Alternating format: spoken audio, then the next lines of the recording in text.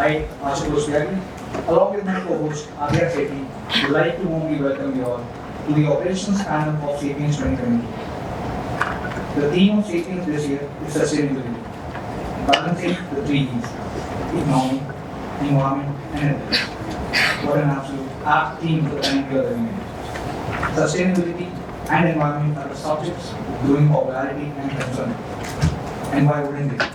After all, it's through these time that we can create concern and awareness in people around us. And today, we are elated to have the panel discussion of sustainability with our experienced panelists from the industry. Before we move forward, we would like to introduce you to our very own Professor Ravindra Ojha, Head of Operations at the Great Lakes Institute of Management, Gurgaon. Professor Ojha has a rich industrial experience of 30 years in the automotive manufacturing sector. His areas of interest are manufacturing excellence, lean operating systems, project management, and leadership competency management. He also has a number of publications in these areas. I request Professor Ravindra Ojha to welcome our guests.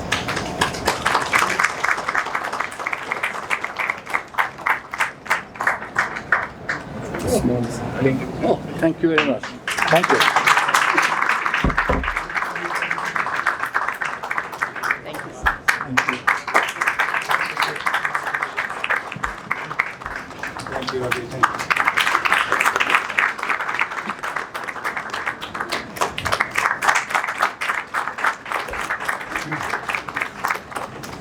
I would now like to introduce our speakers for the day. Our first speaker for the day is Mr. Abhijit Das. Contributing the initial years of his career to Tata Motors, Mr. Das went on to serve as General Manager and Director in companies such as Aisha Tractors Limited and Gillette. Founder of Primas Biotech Limited and currently a part of Eveready Diversified Products Limited as a Chairman and Director for the South Africa region. He specializes in consulting, operations, marketing and economics. Welcome to the panel, sir. Thank you. Our second panelist for the day is Ms. Shura Goli. She is the founder of Gurgaon First, a social enterprise that is dedicated to giving a credible voice to the stakeholders of Gurgaon. She started her career as a business journalist with Economic Times in 1995. She has multiple columns published in Hindustan Times, with Human Impact being a popular one among them. She is an advisor for One Stop Center for Women and Kalagram. We welcome you, ma'am. It is my privilege to introduce our third panelist, Mr. Rakesh Sharma. Mr. Rakesh Sharma graduated with the highest distinction from Kirodimal College, Delhi University, with a Bachelor of Arts in Geography. He has over 29 years of professional experience in the corporate real estate industry, with over 17 of those years spent in senior management positions. He has worked for Quadro Global Services Private Limited for 6 incredible years. He then started his career with Tata Teleservices Limited as Senior Vice President of CRE and Chief Ethics Counselor to create and implement workplace strategy to improve alignment with the corporate goals and objectives. We are happy to have you here with us, sir.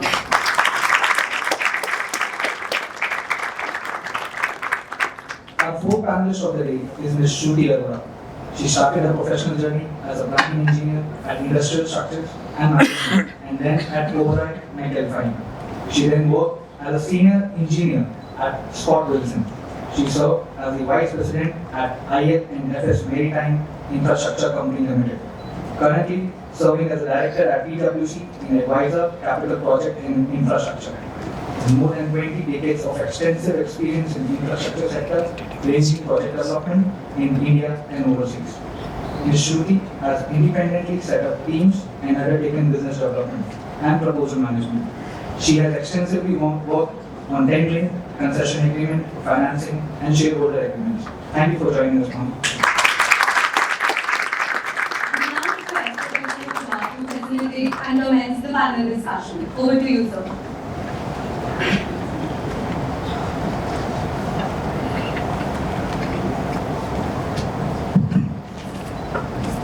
Very good afternoon, all of you all. My special thanks to the panelists, the esteemed panelists who are here.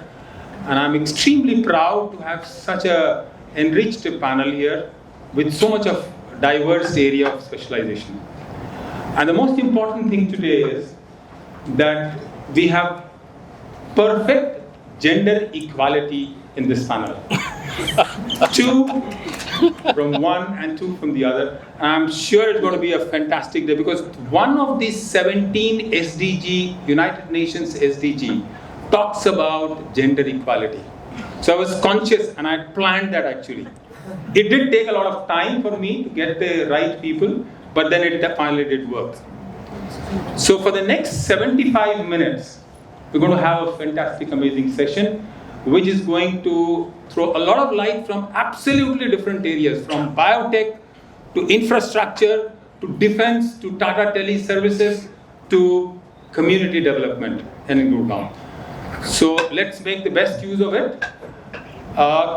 This is the little background that I thought I should give you, but I also want to take you to the operations area which I take care of. And as you all know, operations is all about transformation from a set of inputs to a set of useful value-added outputs in the form of goods and services. And this is done by people, processes, money, material. With the growing population, you can see the pressure is increasing. The volume requirement of material is increasing. The pressure on Mother Earth is increasing, which is leading to more and more challenges. Now, under these conditions, I think sustainability becomes more and more important. So, sustainability is important, but the understanding of sustainability to different people is going to be different. To me, to a professor is different. To a student, probably it could be different. To a sabjiwala, it's going to be different. To the person in the defense fighting at the border, is going to be different. To the person making ever-ready batteries, it's going to be different. And for a person working in biotech, in R&D, pharma, is going to be different. So why don't we first get into and understand what does it mean? What does sustainability mean to each of us? Maybe we can start with that. Maybe, Shruti, would you make a beginning on that? What does it mean to you and to your people around you? Yeah, thank you very much.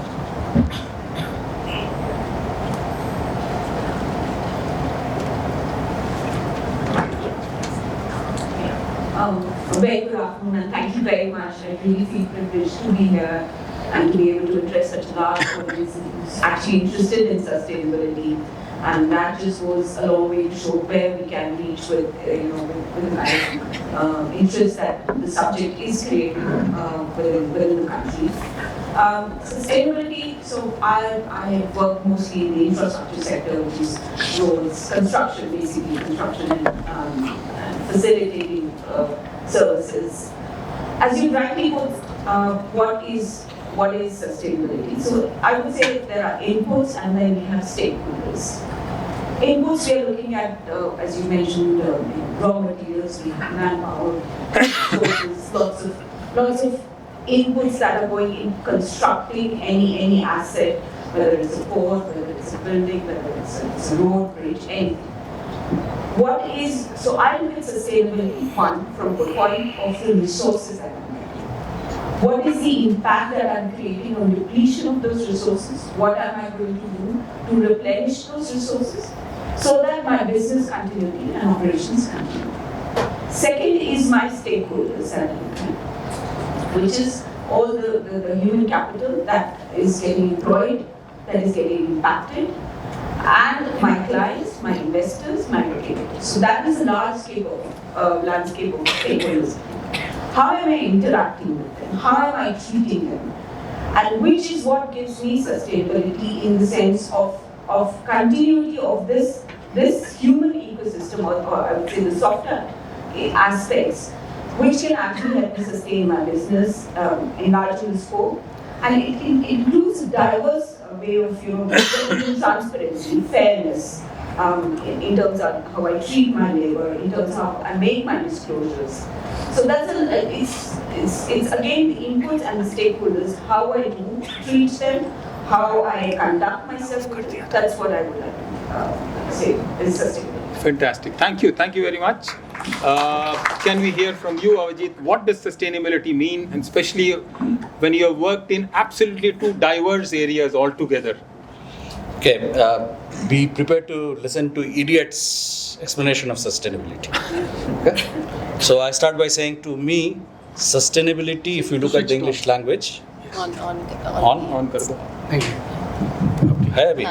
Sustainability in English language means maintaining. Now, and I would define it as maintaining and improving the life of people and the planet. To me, that's a big picture definition. Then I see three elements in that. One of the element is environment, which is the most easily understood, and all of us link to it. The other is political landscape and social landscape. We sometimes miss this too. And let me talk a little bit before I come to Eveready and all that stuff. Sure. The environment is easily understood. Anybody who lives in Delhi, Gurgaon, Noida know the months of November, December, what impact it has on our health. So easily understood. Look at the understanding of political impact on sustainability to maintain or grow. The country of Sri Lanka had 3 times the GDP of India. Is it able to maintain it? Gone. Why? Politics. Let's look at another country. How many of you all love cricket? Yes, all. Everybody. So I'm sure you'll have seen, if you haven't been to that country, you'll have seen South Africa. Okay? Beautiful country, environmentally outstanding, and so is Sri Lanka. Environment, fantastic environment. Great. It's the infrastructure is as good as Europe. Social strife is a huge issue. That will not allow that country to maintain the standards that it has have now. So, if these 3 cannot be managed effectively, you cannot have sustainability. And there is also this, in the globe, there's this huge debate of, is sustainability just meaning where we are to maintain? For people who are prosperous like us, yeah, maybe that's the best thing to do, maintain what we have. What about the people who are underprivileged? So what should we do about them? So that discussion is also rife in the global sector. Okay, if India is doing CO2 emission of X and somebody is already doing 4 times, which country or who should give? Today we can say, okay, sustainability, that's another debate we should have. How do we manage that for the people who are underprivileged? Where does that sit? So that's the big issue. Now, as far as I'm concerned, personally, I see that it doesn't matter whether you work in an industry, social setup, etc. Forget the politics. As a politics, we have to do it individually. But we all impact lives of people. In terms of the social, whoever we work with, can we develop a better human being? That's our contribution to sustainability. Okay. Apart from the industry where we do all the environmental stuff, etc., etc. So that's how I look at it. What about you, Subra? I'm sure you'll have something very, very different to speak about. Hi everybody. So for me, sustainability is actually a way of life. It is a way of expression, And if you look at, as Mr. Das said, what is sustainability typically? It is preserving the resources for our future generations.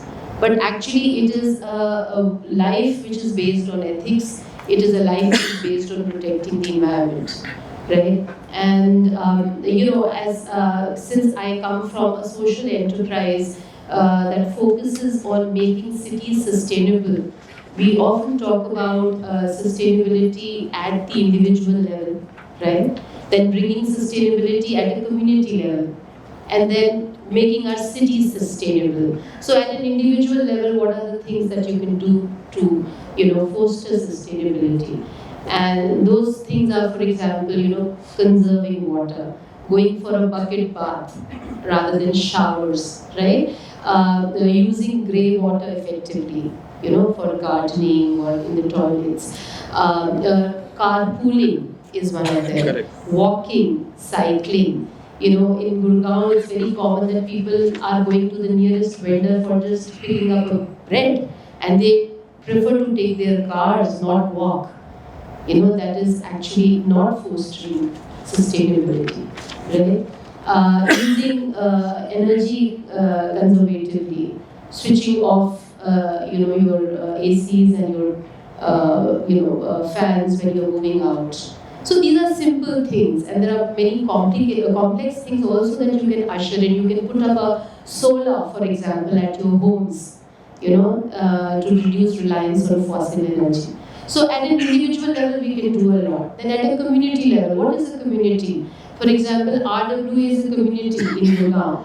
At the community level also, you can have solar lighting to light up the common areas, have solar panels, right? And conserve water. You can also do waste segregation. In fact, waste segregation is something that you can do at an individual level, right? So what is waste segregation? Not mixing your kitchen waste and your other waste, right? And at a community level also, in Gurugram there are at least 45 societies or RWAs that are actually doing segregation at a macro level, at a community level, right? And then comes city sustainability. How do we usher in city sustainability? How do we make our cities sustainable? Are doing these practices at the city level, having walking tracks, having cycling tracks, right? And many other things, for example, doing what we are doing at Bandwari, which is, become a waste dump for the city of Gurgaon, not taking so much waste to that landfill. Segregating at individual level, segregating at society level, so that very minimal waste goes to Bandwari, which is our landfill. Today, our landfill is such a eyesore. It is the nearby villages around Gurugram, which is the Bandwari village. There is increased incidence of cancer in this village. The poor villagers are suffering because so much of waste is being dumped there, unscientifically, without proper sanitation protocols. So therefore, we need to, from a good citizen who pays taxes, we need to become a conscious citizen, and then also an active citizen who's a change maker and brings in sustainability. Personally, for me, spirituality, it has a very spiritual overtone. Sustainability is such a term that I think affects me at a spiritual plane. At a personal level, as a mother, I think sustainability, the meaning of sustainability has taken a different new meaning. When I was a youngster like you, it was totally different. So it's a relative term, it's a philosophical term, it's a spiritual term. And try to make sustainability a part of your life. Try to bring in spirituality in some way. And you will understand that it is the central spine for existence. It is the central spine for ethics, for moralistic living, for seeing what is right and what is wrong. So I think it explains this. Can we hear Rakesh? What's your definition of what does it mean to you? Good morning, ladies and gentlemen. Some of my colleagues on the right wing who are on their mobiles, this is exactly for you. The term sustainability, ladies and gentlemen, is nothing but a story of home to graveyard. It's a story of life and death. The nuances of that have been told by Shubhra, by my colleague here, by Mr. Das. In any which way that you would want to look at it, it begins from the womb, goes till the graveyard. If you would be able to correlate anything that you would do in between, is the cycle of life and death. That is sustainability, and from the company that I come from, Tata, that is where we come back to say that it is all about giving. We just don't live for ourselves, we live for the communities, as what ma'am indicated. We live for the society at large.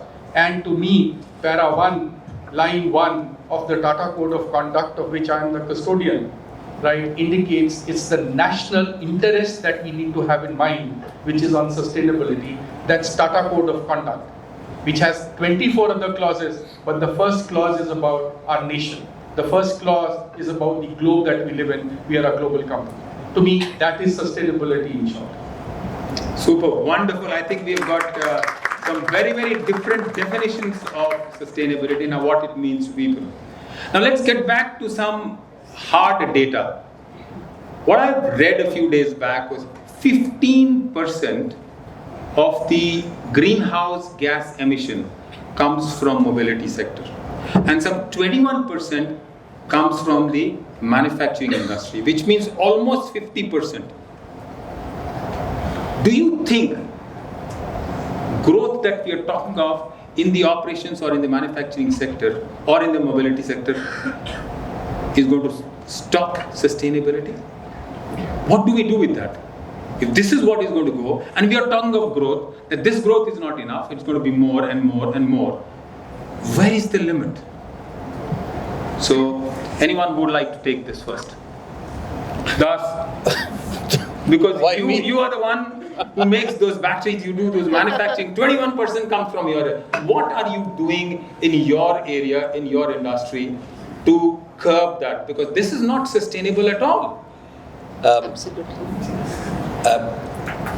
Before you put me on the spot, It is not that. let me give you another interesting, Yes, interesting please. I would look fact. forward. If you look at the global level, and now I'm not advocating everybody to, the meat industry contributes the highest to greenhouse gases. Did everybody know that? Yes.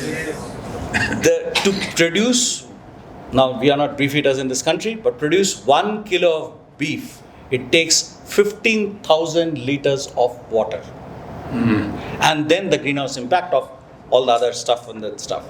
So the meat industry contributes a lot. But now you can see that sustainability not only impacts industry, sustainability impacts manufacturing, our eating, where we live.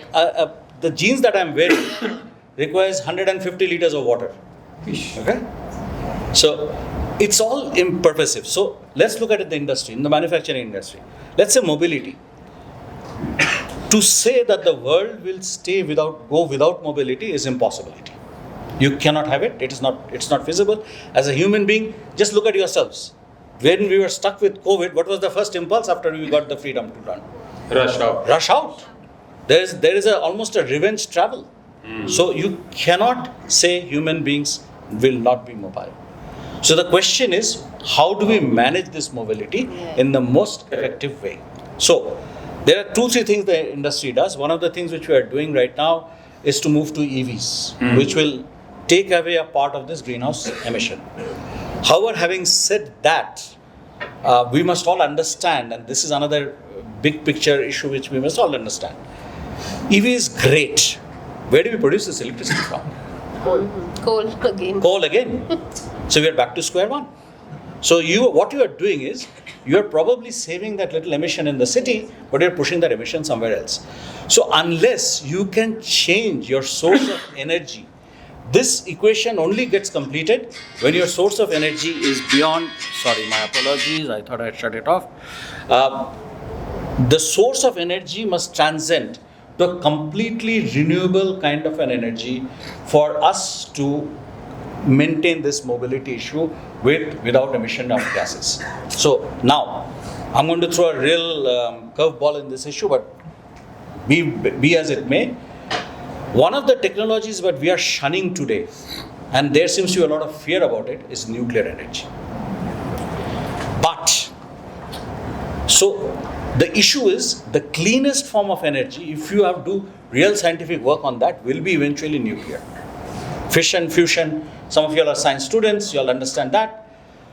But the issue today is the world is now shunning it away because we feel it's dangerous. But if you put R&D money behind it, that is probably ultimate source of your energy over a long run period. So the whole issue of mobility will go back to your source of energy. Number 2, other issue which it's a very complicated issue, and as a battery man I have to say this. We are putting lithium batteries now everywhere. Now she will tell you that from PwC that how sustainable, what is the damage we are doing to the environment through these lithium batteries. So these issues are not simple, are quite complicated. I hope I've answered that. Yes, absolutely. And I'm not. Let's ask Shruti ma'am Shruti, about what's your view on this. Where is the growth going to end? And how is it going to continue? I think the term growth means it's not going to end. That's not correct. And that's what sustainability is. We're not here to curb growth or inhibit in any manner. Sustainability is actually an empowerment. You need to empower that growth in a manner that it continues. I mean, that's not what we're looking at. So if I'm looking at one of the topics that you just mentioned is mobility. Okay, so from an infrastructure perspective, I think you can address in two ways. One, Abhijit has already mentioned, you shift to cleaner fuels. Finally, at the end of the day, what is emissions?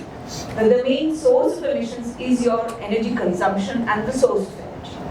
So the more you reduce, so you either reduce the emissions or you shift to a cleaner fuel. And cleaner fuel, yes, EV, but again, when you have to go to the bottom tier. You can't just look at that level. So that's why India has committed to 50% renewable energy. So you have those targets. And I think we are progressing, and that's the focus.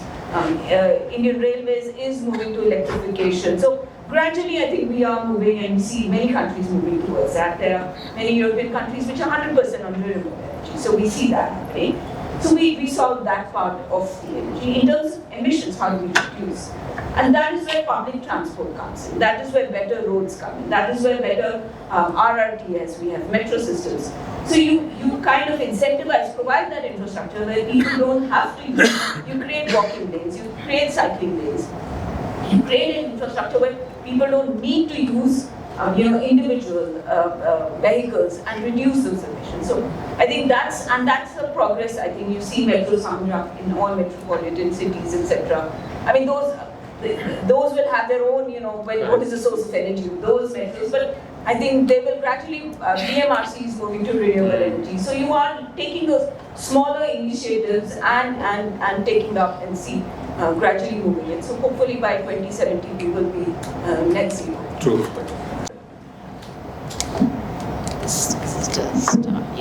So just adding to what the two speakers have already said, that the two facilitators for this are going to be technology, so better technology, right? And the second would be better policies, right? So technology and policy are two things that are going to help us reduce our emissions drastically. When I say technology, we all know about all the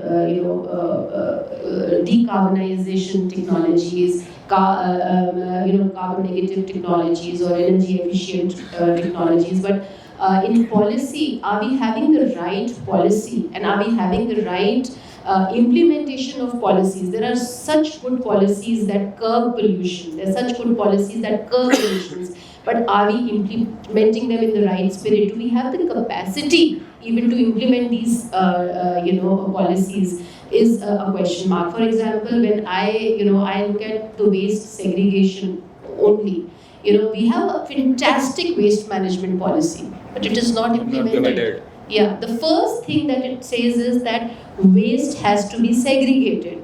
We'll do everything else, but we don't segregate the waste.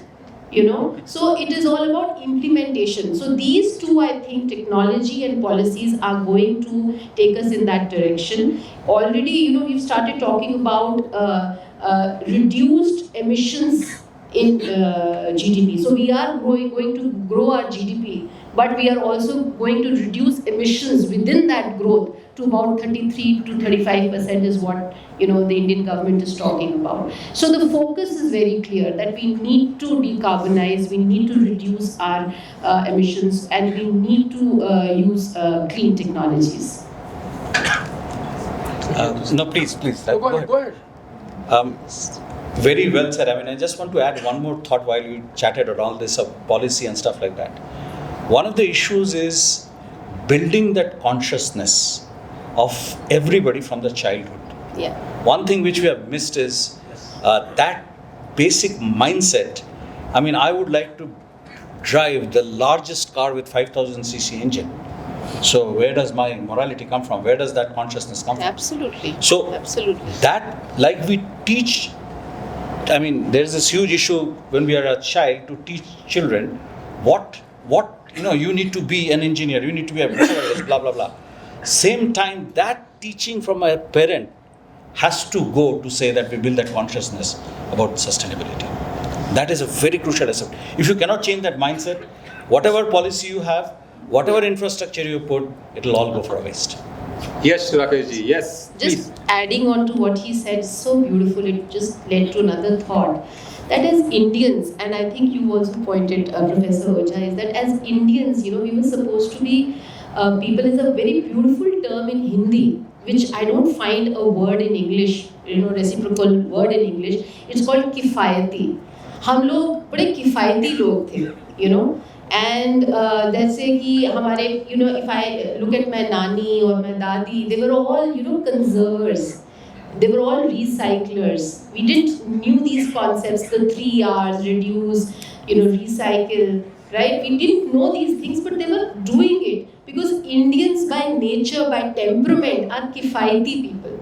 Kifayati मतलब अपने conserve करके रखते थे resources को. But somewhere, you had this, the Western way of living was the cool way of living. The SUVs, the cars, everything became so cool, and we started aping the West. So what we need to do is to get back to our roots, understand what our values were, because these values are actually what are important in order to sustain ourselves, right? So therefore, if Indians come back to their roots, sustainability, for as I said, is a way of life. It is our dharma, our karma to be sustainable. We don't need to do anything very fancy or very cool, to be sustainable. So everything becomes very practical, and it becomes very natural. And therefore, as Abhijit said, that this has to be taught. Now this has to, because we have to come back to square one. We need to, we need to kind of tell people or tell our children, this is cool. This is cool. These values are cool, and not what we are, kind of adopting, going westwards. Yes, Rakeshji, I think you had a lot of things to share now. I'm just I'm actually here, if you have seen most of you, and that's how it works out in management cycles. You should always be the last to speak. Summarize it. So I summarize the meaning of sustainability, if you remember, the womb to graveyard and life to death. Believe you me, what we are saying we should be is actually sitting there amongst you, 400 of you, right, are my 22nd century. True. So we are not talking minus 100, we are talking plus 100 when we are speaking to you. And where I'm coming from is that it is lying with you, is if you go back into what your parents or your grandparents would have been looking at a few decades was the decades of TED, TED. That was the decades of technology, which is the decades of entertainment or the decades of design. They were the decades. Now if you look at technology then 100 years back to what it is now, we are more or less done and dusted.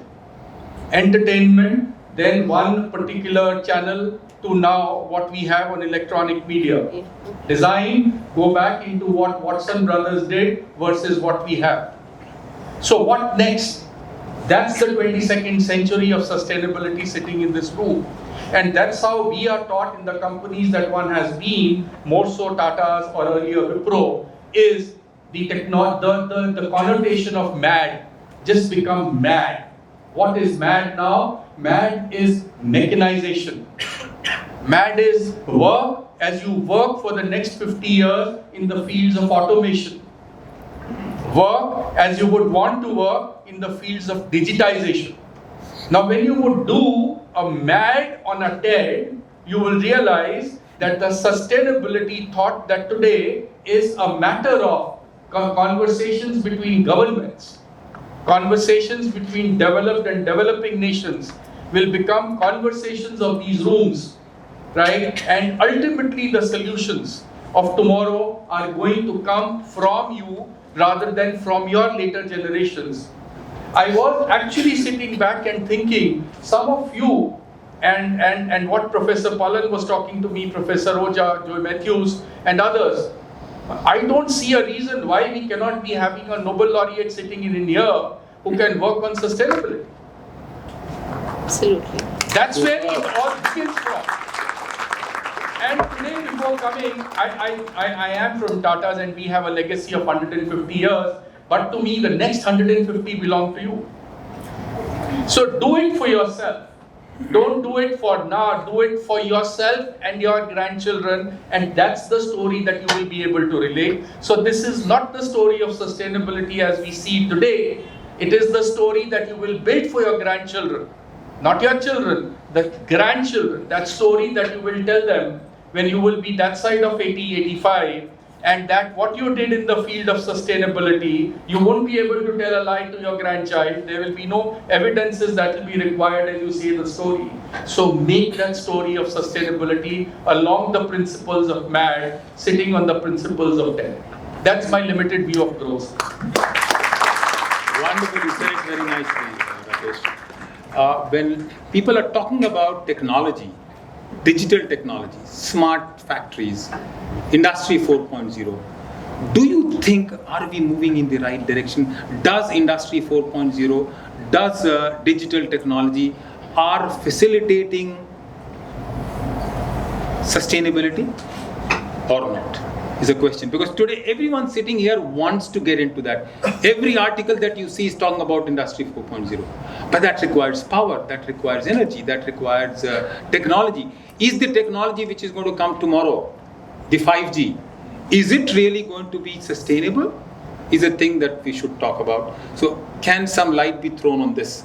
I don't know. Abhijit is looking at me with the big eyes. Any comments on that? Or Rakesh, anything that you would like to share?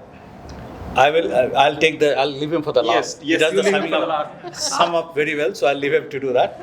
So as she said, we were kifayati, okay? And he says I should tell story of my life. And so when we started Duracell in India, that was the first factory built in Manesar. It was the first factory, there was not even Manesar, IMT Manesar wasn't there. So we had a motto which we said, more with less. We didn't use the word kifayati, we did more with less. So to us, that was the mantra of sustainability. How less, how more can I do? There are multiple examples, like we give a small example. We got some machinery imported and they came with big, beautiful pine boxes. So we didn't go and buy furniture. We got a local carpenter, and we made our furniture from those pine wood that came. Okay? Simple stuff. But that's how you do more with less. So what Oja is saying is, the purpose of getting this ITs and getting this artificial intelligence is to give you analytical skills that will allow you to do more with less. Okay. So if you keep that in mind, it is not just about fancy dashboards or fancy stuff. The whole issue of information and data must be utilized. So when you as people who go out in the industry and work for it, look at it this way, that how can I use the data? Information is in abundance. Today's world, the problem is you're bombarded with information, you don't know what to do with it. So there's hell of a lot of data. So try and see so that the sole purpose of that would be to do more with less. Yes, Rakesh ji, fourth. You will be the fourth. You've decided to be the fourth. Yes, then we'll have Shubhra. I have nothing much to add in this, but I think these are just buzzwords. Industry 4.0, etc. Okay. Of course, we need to have something to energize us, and therefore we use these buzzwords. But of course, I think using technology as a means to save carbon emissions is a well accepted fact. I mean, the Zoom calls, are actually reducing our need to travel, our need to use office infrastructure, office ACs, etc. There's a particular office that I'm dealing with, Nagaro. It's a very big IT company in Gurgaon. Yes. They were having 5 offices in Gurgaon, earlier. This is pre-COVID. And when I talk to their employees, some of their employees have gone back to their homes and they don't want to come back to from these tier B or tier C cities. They say, we are so happy. There are much nicer schools here now. Our children are very are growing up the way we wanted them to grow. And these are people who are working from their houses because there is internet connectivity and they want to give that lifestyle to their children, which was so much missing in Gurgaon. So yes, technology is an enabler for reduction in carbon emissions, and but how we use it, intelligently, is what will be the game changer. Next time, Ravi, reverse the order. I will reverse this, don't worry. So no, I take these points, and I think, as I said, I would like to advocate for Industry 5, 6, wherever it goes, so irrespective of that. But I think there's another point that we need to look at it, is that with so much of automation, which is necessary, because again it goes to conserving of whatever resources, etc., improving the systems, improving efficiency and productivity, there will be impact on the human capital, because the more the automation, the digitization, etc., there will be certain workforce which will become redundant. As Abhijit was mentioning, the carpenter, there is modular furniture, there is prefabricated, there's IKEA, do we really need the carpenter? Yes, we have got the urban trap, but do you need the local carpenter coming to your place? Therefore, I think what the industries are doing, what you see, the organizations, they are actually investing in upskilling also. Absolutely. So that's something that the industry will need to focus on, the upskilling, the training, and it's not just their own employees, etc. They're looking at larger, setting up ITIs, setting up training institutes, etc., which is necessary for them also to sustain this growth of upskilling.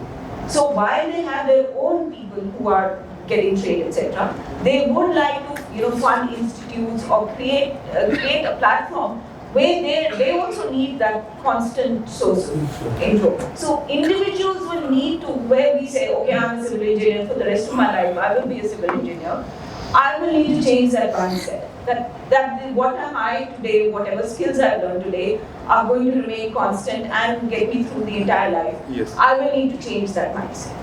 Perfect. That's yours.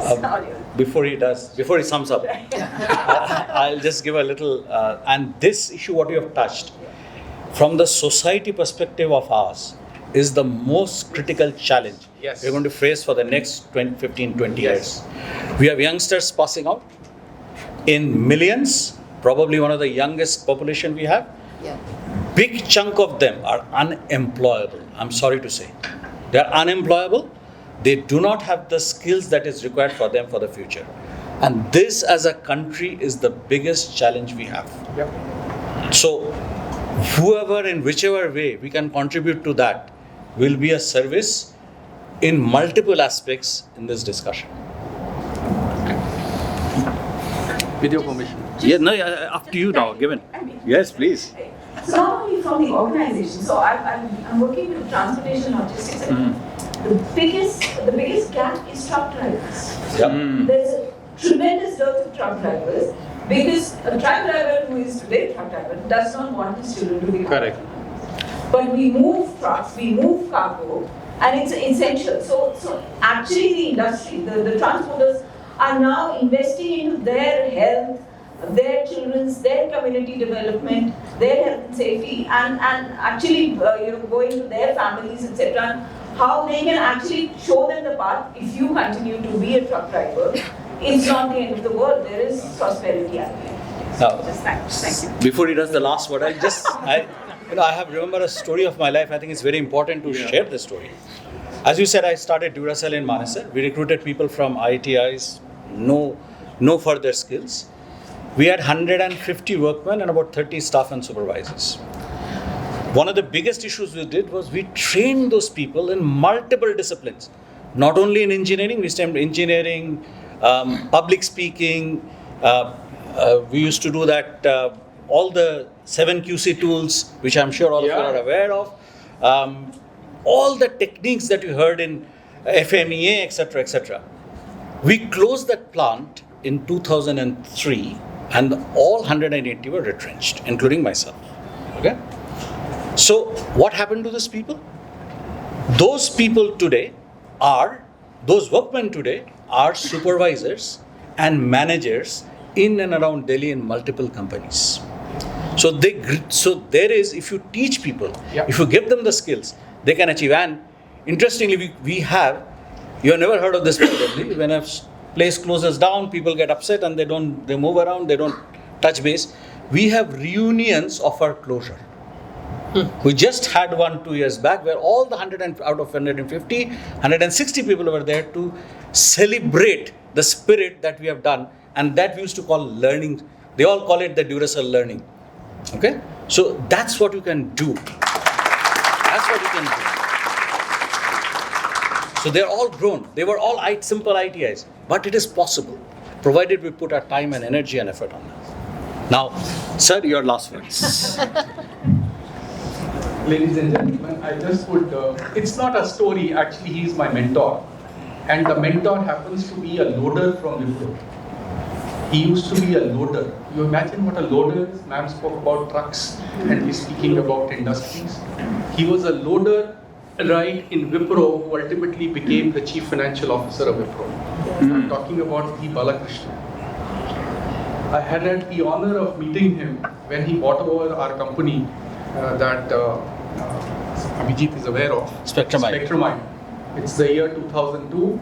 They bought over our company and he comes in contact with me, or I was lucky to be in contact with him. When he tells me, Rakesh, come here, and I said, yes sir, his name is V. Balakrishnan, just for reference. He says, whatever you are doing, and this is for whatever you are doing, and that was covered by Abhijit again, and I'm summarizing this right in my own way. Just remember these 4 words. And I looked at him to say, he does not know me. This is my first meeting. This is 19th of July 2002. If you go back into newspapers, that's when 26% stake of Spectrumine was acquired by Wipro, right? And he's telling me the first thing is remember these 4 words. So I was intently, understanding from him what those 4 words were. Some of them were just used in this panel, and that's why that came up into my mind. The 4 words were D, I, K, and W.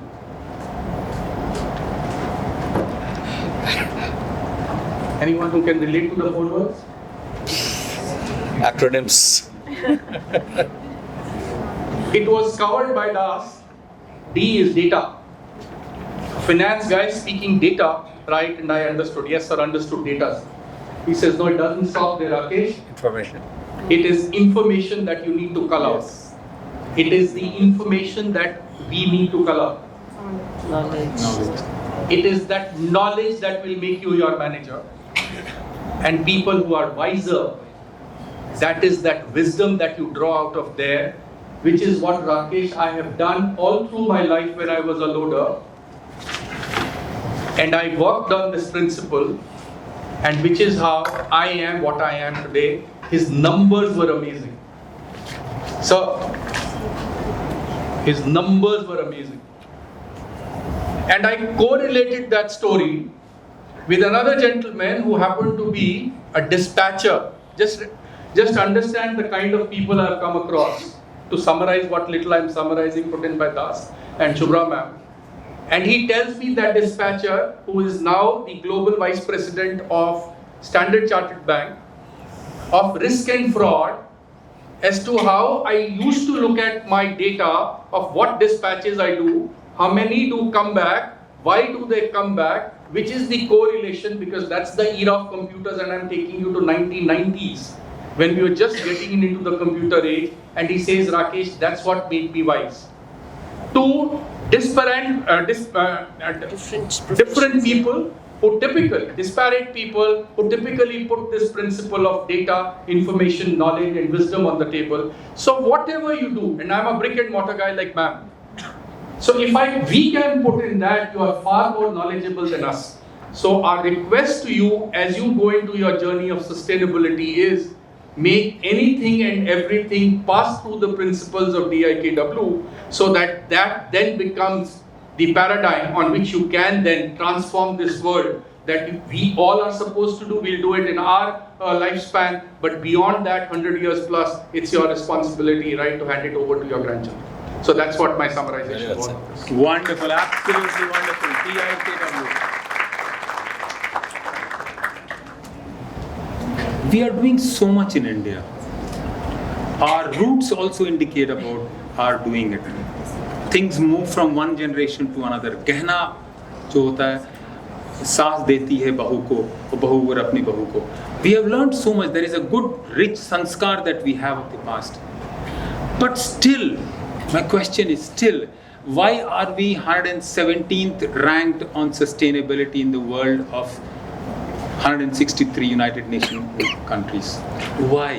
Where are we lacking? Yes, education is one thing that you all have shared about, but where else we need to focus on? Why we are 117 and we are falling below? Yesterday somebody was asking question. I think Mridha had asked this I question. thought it was 121. Now it is 121. 117 is moved to 121 from 19 to 21 or something like that. Why? Where are we going wrong? So apart from education, the awareness that imbibing the sanskar of our roots, where are we going wrong? Any lights on that? You're telling Rakesh? Yep, He is going to sum up. No, we'll roll reverse this time. This is the road. Guys, and never be on the first row, right? And never be the first speaker. I, in front of Professor Palal would be half his age. Sir is what, 60, I'll be in my 30s. That's a good one. That's what 60 and 30. That's how we were exchanging notes, right? And that's how I did what I did. But coming back to where are we, I would say it's the intent. We have all the good ideas, as Shubhra indicated. We have all the good specs with us. We have all the policies you indicated. But where do we fall short? We fall short in action. We fall short in setting for ourselves the standards, right, which are far beyond our reach. We are just satisfied to say top of the tree is where I want to reach. No, that's not where we want to reach, because that's what does not Sweden thinks of, or that's not what Finland thinks of. They think of, right, that sky is the limit or beyond. So to me, it is the intent, it is the action, right, that we fall behind, which is why we are falling in that grid of 117 to 121.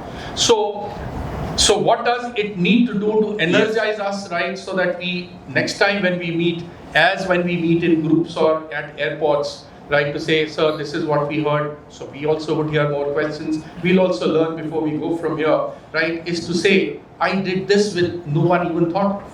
And that's where I saw a few Nobel laureates sitting in here. Someone has to think very, very differently. That's all it is. Just adding to what he said, there is of course the issue of intent. But if you look at SDG, what is it that it comprises of? It is alleviating hunger, poverty, right? Economic inequality, making it safer for women and children. So it encompasses wellness and health. Health is a very big. We are very low on health. Absolutely, big issue. And also economic inequality, child mortality, and many indicators. I mean, they're very nicely put, and they're kind of our economic and social, indicators. Very good economic and social indicators. These SDG goals. One of the things that I personally understand was why India's rank has particularly fallen from 117 to 121 this time is this COVID era. Right, so I am part of a committee which is called the Disha Committee for Gurgaon, where all I have to do is to sit in a meeting which is held every 3 months, and we monitor how these schemes have been implemented in Gurugram. And there are these 20 schemes, which for which funding comes to the district Gurugram. These include Beti Bachao, Beti Padhao. This includes the Swachh Bharat scheme. This also includes the scheme on solar pump sets. How many solar pump sets have been put? And what I saw this time, especially during the COVID era, was that a lot of funding did come, but there was not the uptake of funding because of COVID. Also, in some schemes, the MP thought this fund, because it's not being utilized, can be diverted for hospitals, beds, infrastructure which was needed for COVID. So this was particularly an exceptional time, right? Apart from that, of course, the fact that we have the right policies in place, like the Jan Dhan Yojana. What is the Jan Dhan Yojana? It is to bring about economic equality, right? We are giving some money to the villagers, so that they can, for their livelihoods, etc. But these schemes, there is the scheme very well, but the implementation of these schemes, whether they are really reaching out at the ground level. Swachh Bharat is a typical example. I've worked very closely on Swachh Bharat scheme. Now, when you see, in the houses in the villages where the money was allotted for making toilets, they actually made it like a storage thing where they would, have all the cow feed and the, so there was no toilet. कि toilet करने तो हमने वहीं जाना है जी, हमने अपने घर में ये सब घर नहीं करना. So, mindset change.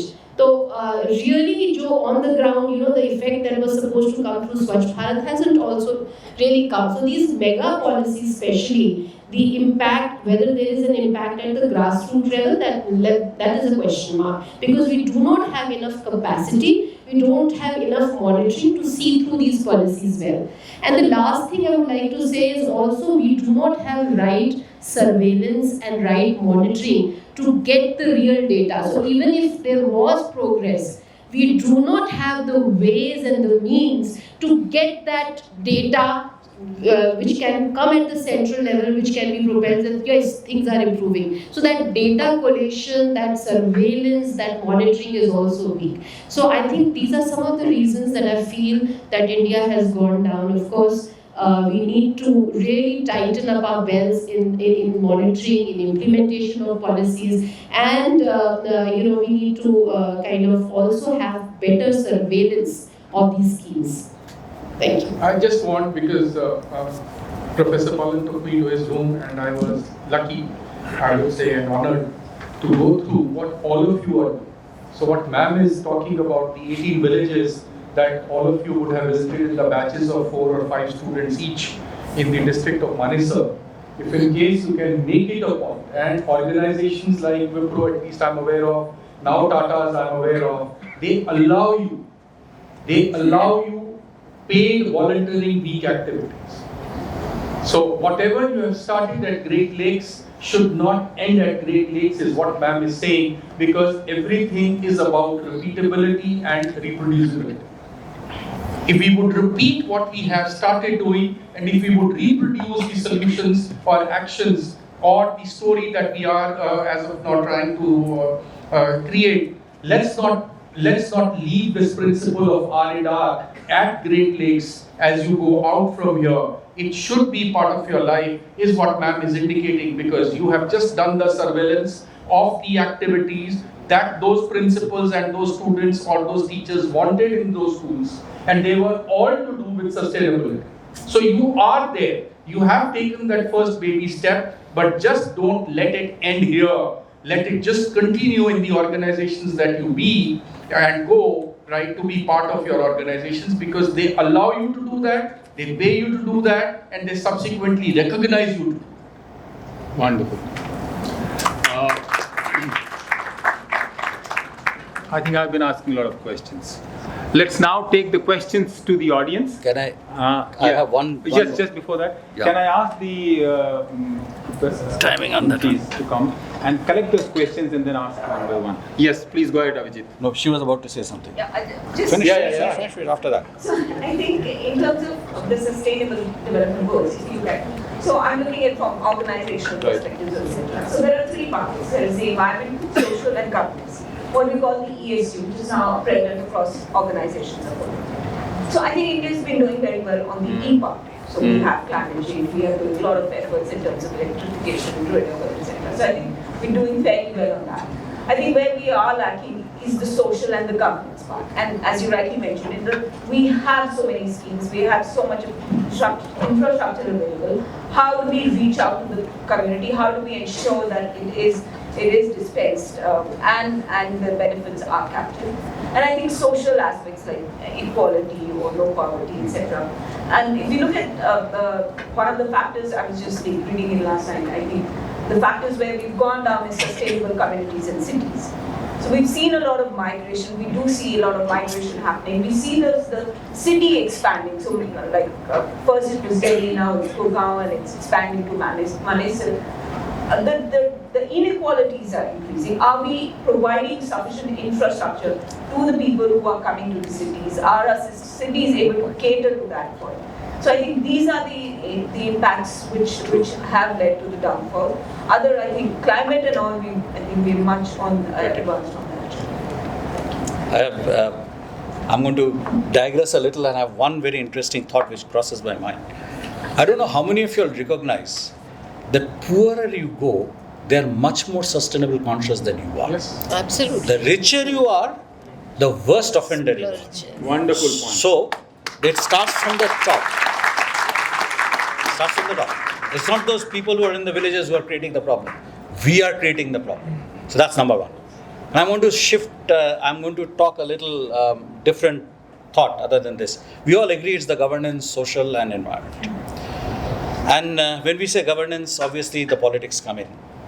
And I will share a thought.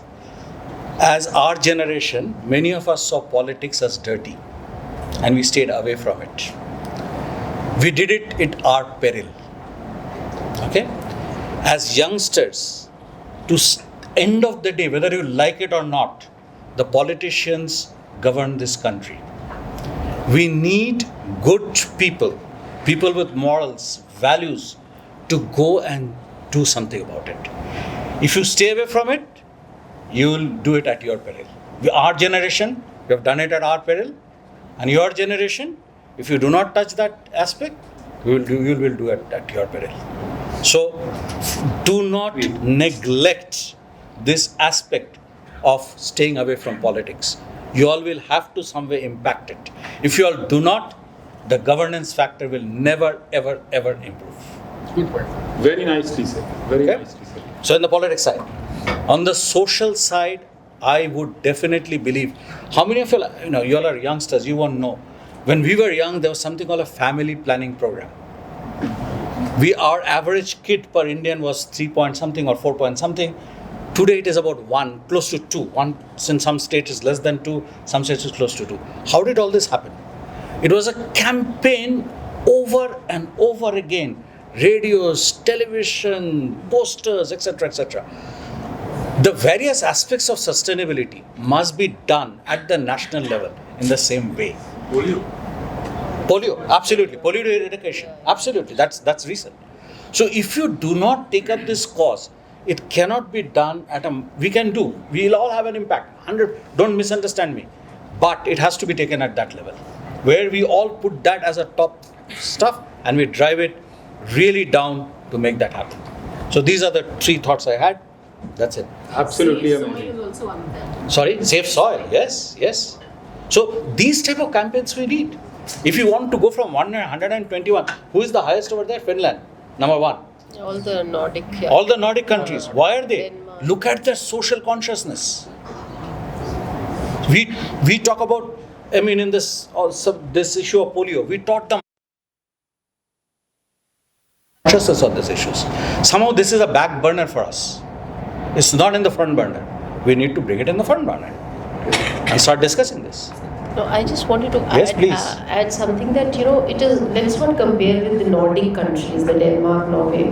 Let us look at countries like Nepal, Bangladesh, who are our neighbors. They are all doing better in SDG. I think Nepal is Yes, at 70, it is. Bangladesh, Sri Lanka is at 60, 65. All are 100. So these are China is in 62 or 65 if I'm not wrong. So these are the countries that can actually, let's not look at the Nordic countries, they're smaller countries. They've always done very well on social consciousness. But look at our immediate neighbors where there are similar problems. Brazil and India are very similar. But Brazil is, I think, 71 or 72 if I'm not wrong. Look at these countries. They are at least half better than us. And if they have done it right, of course we need to learn from them and get better than what we are at. And I'm sure in the next 4-5 years, it gives me enough. And this is an index where every country is competing. So if other countries are also doing much better, we will stay there unless we improve, because it's a comparison, right? So I'm sure India will improve in the next 4-5 years, but also let us see what they are doing right, what Bhutan is doing, what Sri Lanka is doing, what Bangladesh is doing. Indonesia is better than us. In fact, when I was looking at the list, after India are all the African countries. So, we need to certainly at least come nearer to most of the Asian countries, is what I will say. Okay. I think we have very little time, but please go ahead. Quickly, we can take the questions, some of the questions from the audience. So we are now open for questions from the audience. Yes, Mridab, you have some question. Yes, sir. I can see the mic in your hand. Thank you, panelists, for such an insightful session. It was really great. So, on similar lines, what Sir asked in his last question. So, implementing sustainability in any industry is not easy, as we know, especially with the regulatory pressure as well. There will be some of the other process which cannot have an alternate sustainable process. So, it will generate more waste. So, would you say that this will cause a downfall in any industry in the initial stages?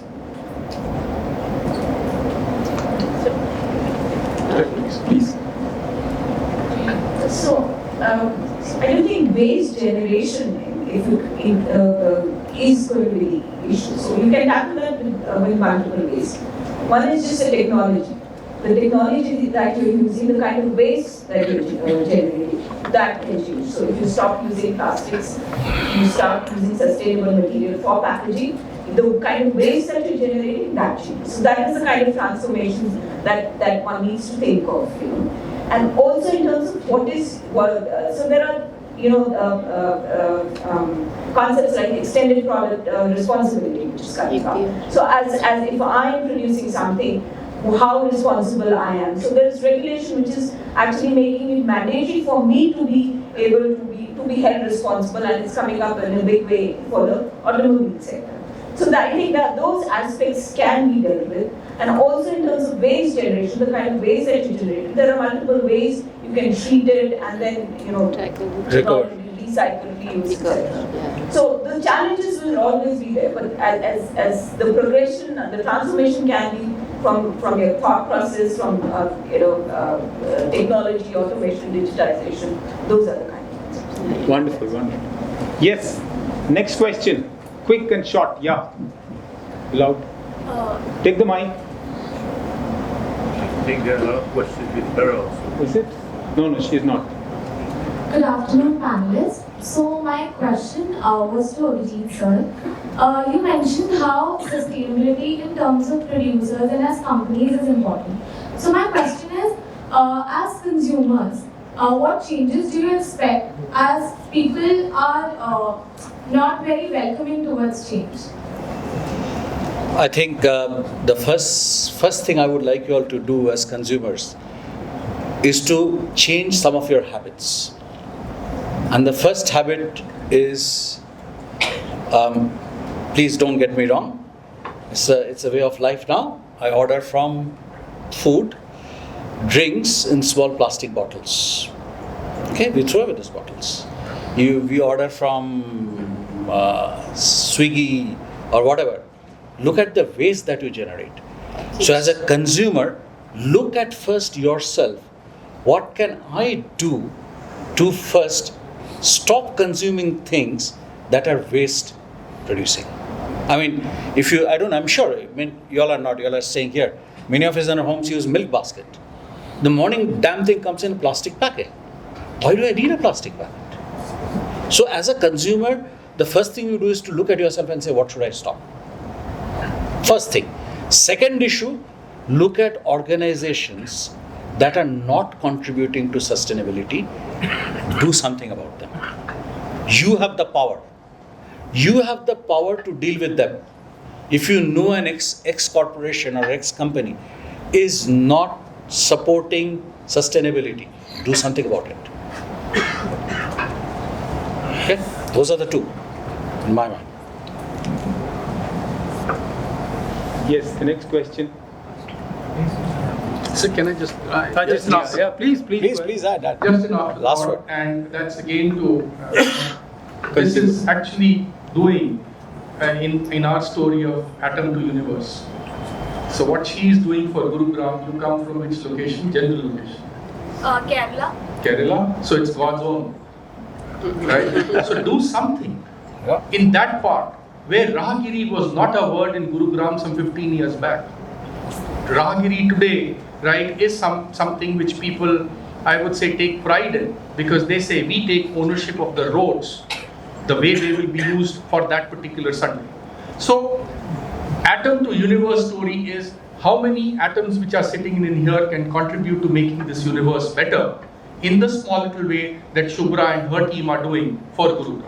So that to me is the answer to how can we can participate and do it. That's the way we can participate and do it. Besides what Mr. Das says, right, in that smaller way of saying, should I be doing this from Swiggy or from Amazon or from wherever, to then doing something like that Shubhra does for what she does, for all of us. I just wanted to add to this that this should be the cool thing to do. Because you are the young people. I mean, doing something for the earth or doing something on sustainability should be the cool thing to do. Like some of us who are together in this mission in Gurgaon, we call ourselves the cool fools. People think we are fools, but we are the cool fools. And then you just make it more fashionable. Just repeat your clothes. Why do we need to have such a huge wardrobe? And make it the cool thing, and just say that this is what I recycle, this is how I do this, and just make it very fashionable. So and when you would be, when you like-minded people join, you create a club about it, and flaunt it, and then you become the change maker yourself. And change doesn't need to be a huge impactful change. These can be little changes which create a spring in your walk. Something which really energizes you. And whenever you change, initially it is difficult. There is resistance to change, but once you take the first steps and you find like-minded people, then it becomes a movement, right? And you start enjoying it. I think as an afterthought, I'll add one more thinking. Today, television, these OTP panels, we see the world every day. So one of the tendencies is we take it as cool, as she says, what we see out in the West. Whatever we see in US happening is cool. To have that, the way we have a drink is cool. Please apply your mind before you say it's cool or not. Just think once. Mindfulness. Just put that mindfulness. Let me tell you, I have worked all across the globe. The US is the most wasteful society in the world. Absolutely. Trust me. The most wasteful society. So please, before you accept it is cool, just apply your mind. Is it cool? Really cool? Okay. And as she says, create something your own coolness index. That's cool. So make something different. I think we have finished. One last question. There are lots of hands. There are, but I think we are running short of time now. Outside. Oh. We can take the questions outside. We'll take the questions outside. Maybe one-to-one. Okay. Yeah, go ahead. Sir, I would like to ask how the 5G revolution that we would experience now sort of affect the sustainability. Is it going to use a lot of energy to handle the heaps of data that we're going to get? Should take an answer. 5G. No, as I said, so it's but we have to look at the advantages. So you can't, as I said, you can't eliminate certain aspects. So net zero does not mean I'm not creating any waste, right? So I'm not creating any emissions. How you can actually replenish it further back into the system is something that one would need to work out. So as I said, you have to innovate and look at how perspectives differently. So the fact that we will become emission zero, I think that's a very fantastic idea, but I don't know how practical it is. But how we can replenish, give it back to the society, give it back to the environment, that is something that one needs to look at. Absolutely. Circularity. Circularity, absolutely. Circular economy. So Give it back. it comes back. For example, there are, aviation, it's one of the most, it's not one of the most polluting, but definitely you cannot do it, for it to run on cleaner fuels is going to take a significant amount of innovation, etc. But the aviation industry, so that is, the other day me and my colleague were talking, he says he gets a mail from Vistara that this is the kind of carbon footprint that you have. This is the amount of tons of you traveled, and each travel, this is the kind of emissions that you've created. And this is I've created 1 ton of carbon emissions. I'm feeling so guilty. And that's in your face kind of information. And then one starts to think travel responsibility is something. Thank you so much, panelists. And with this, we have come to the end of the operations panel for Sapience 2022. It was indeed an exuberant experience. We are sure that everyone has learned so much about sustainable practices from our guests. A big thank you to all the panelists and moderator for the engaging and enlightening panel discussion. The event would be incomplete without acknowledging the people who made this event successful. I request Dr. Preeti Sharma, faculty in charge for Sapience 2022, to facilitate our guests and moderator with a token of gratitude on behalf of the fraternity.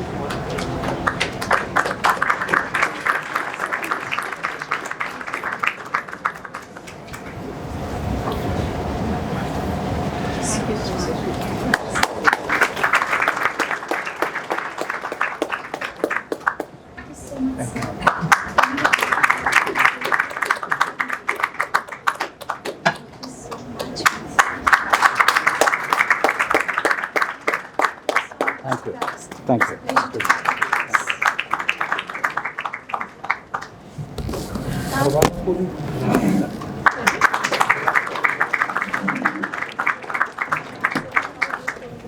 Today, in fact, is the Clean Air Day. Yes, so this topic is very relevant, right? And I'm just leaving behind this book with your library. Yes, and we did this book on sustainable development in Gurugram. So please go through this. I think you'll find this very relevant. Very good afternoon. Nice seeing you once again. Respected panelists over here, the moderator, my good friend Professor Oja, my esteemed faculty members. What a panel. What a panel.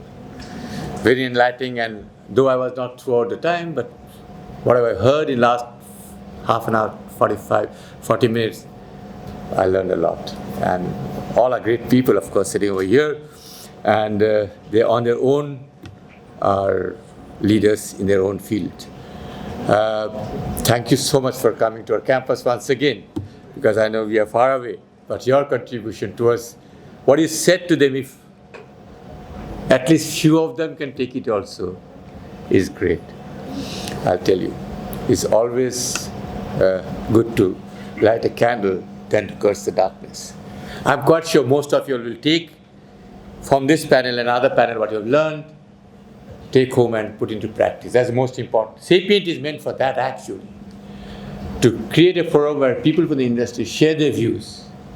And that's very critical, actually.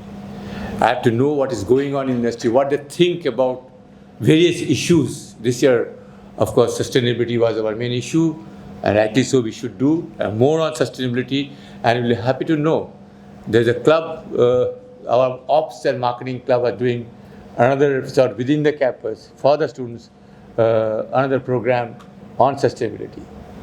We are going to open a Center for Sustainability this year.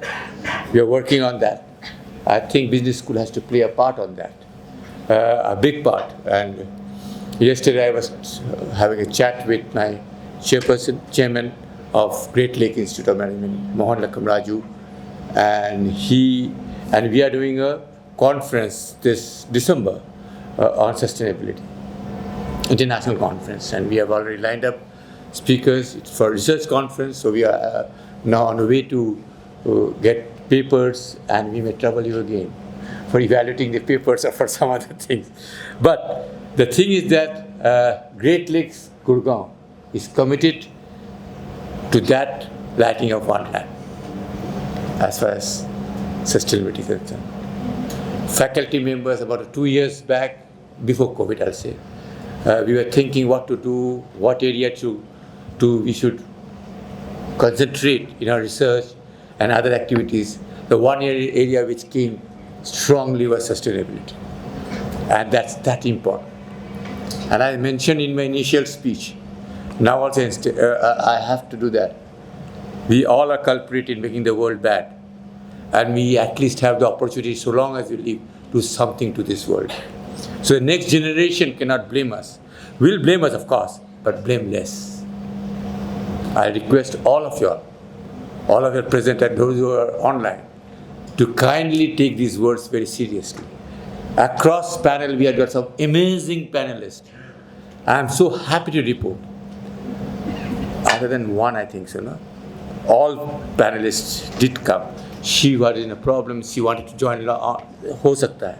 But it is such encouraging to see everyone coming and contributing towards the development of my students and us.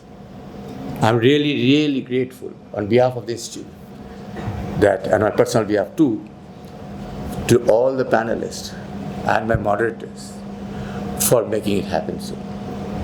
We had a fantastic keynote address by Dr. Atre yesterday, and Padma Bhushan in his own right.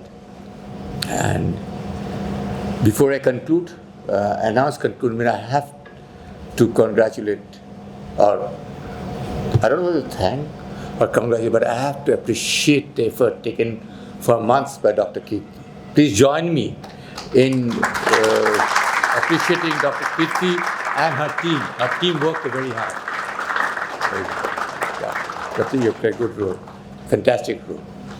And many of the students played a big role. And my faculty members, the CCS team helped me a lot. It's an all-around effort, as it happens in Great Lakes, all events that we do. It's a family, and I'm telling you, Great Lakes family is such, everyone's peaceful. So when people ask what you do, I do nothing, I say, because I really do nothing. It's a family which works together and live together and enjoys everything together and share the success together. So that's how it is. I'm really, before I end and declare this Sapience, it is a fantastic, very successful. Year by year, we are only improving. That's the best thing. And all of y'all needs a big hand. With this, I would like to thank my management for all the support they give. I'm failing in my duty if they don't do, because they give me all the freedom to us to do whatever we want. So I have to be grateful to them also. Thank you, everyone. And with this, I declare Sapience 2022 closed.